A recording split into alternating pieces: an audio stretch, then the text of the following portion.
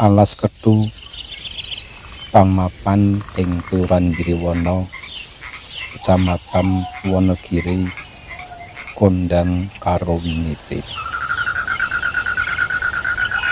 Akeh crita ngenani bab-bab sing ora kalebu nalar gegayutan karo alas iki. Wiwit zamane wali Kerajaan Mataram hingga saiki.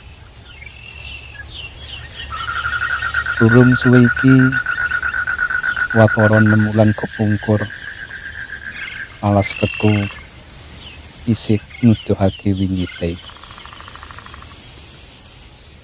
Ceritane saweneh warga Sendang Sari sebut wae arane Budi.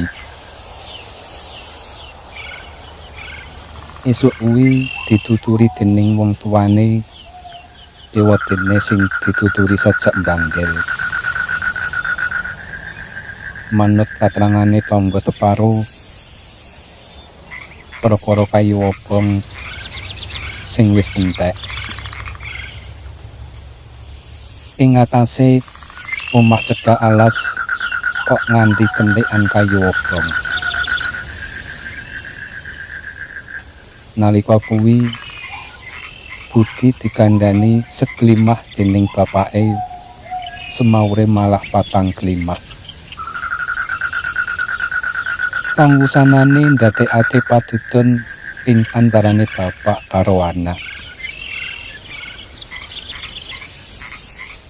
Tangga tepung tritis sing rumangsa risih krungu padudon mau malah banjur nyaket.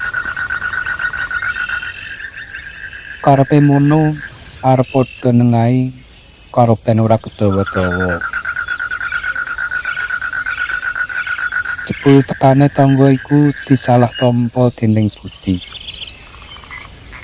Bocah umur 22 taun kuwi nuli nyaut golok banjur mancal sepeda motore ninggalake ngomah ngener alas nurut dalan setapak sing kulino diliwati warga nalikane mlebu alas.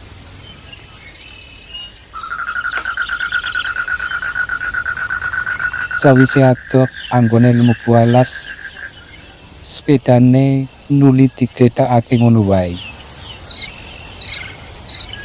Mripate celilengan nguwasake rumpute wit-witan sing pancen gedhe-gedhe nganti akhire panyawange ngener ing saweneh wit. Saka ngisor Budi weruh ing dhuwur ana pane sing sempal lan mbok menawa saking suwene nganti nyebabake pamiku garing.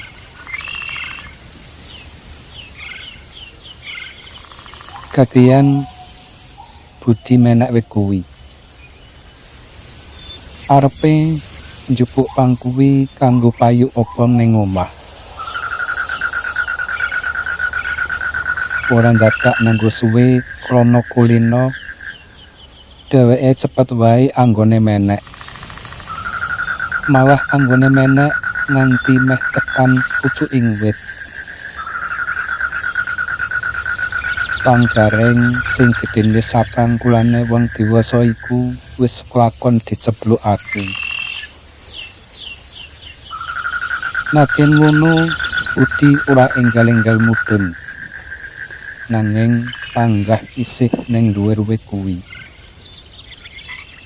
Kuranging pangati-ati dumadakan wae keseimbangane awak ilang.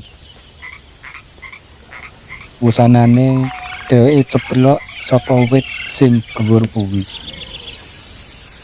Bola-bali awake tatapan ini sore sadurunge gumebruk tiba ing lemah. Tibane ing lemah langsung semaput ora eling Purwoduk Sina. Pancene wis dadi pakulinane Budi mulih saka alas wayak surup.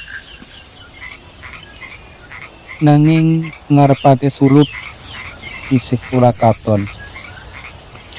Ndadekake atine wong tuane tuwuh rasa wasumelang. Kini yo anake lanang durung mulih.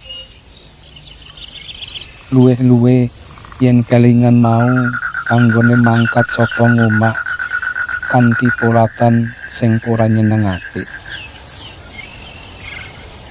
Bapake anggone mlebu metu ngomah nanti ora kepetung.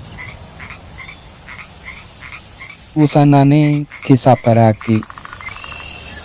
Mengko yen nganti bubar maghrib durung tekan ngomah, niate arep digoleki menyang alas.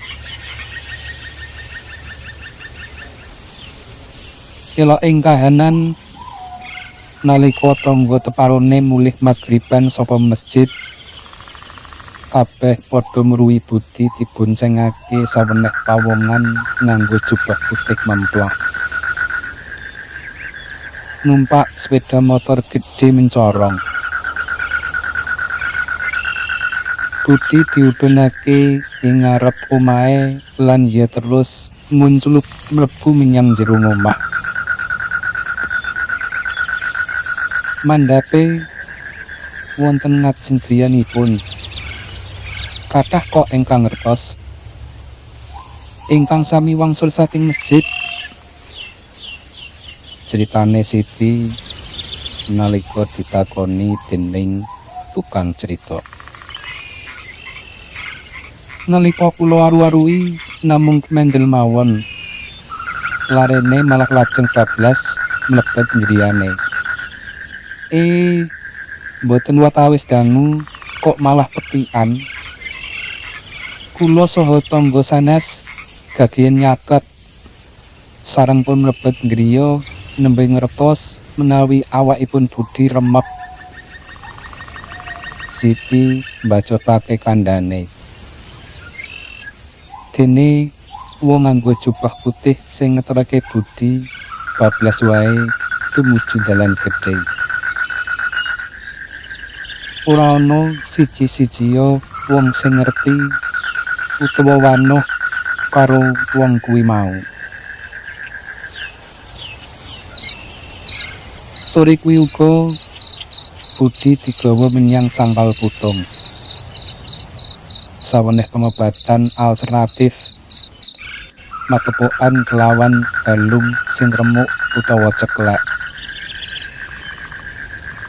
Sawise sadar lan kena ditakoni dening wong tuane, Budi lagi cerita yen dheweke bubar ceblok saka wit nanti ora eling apa-apa.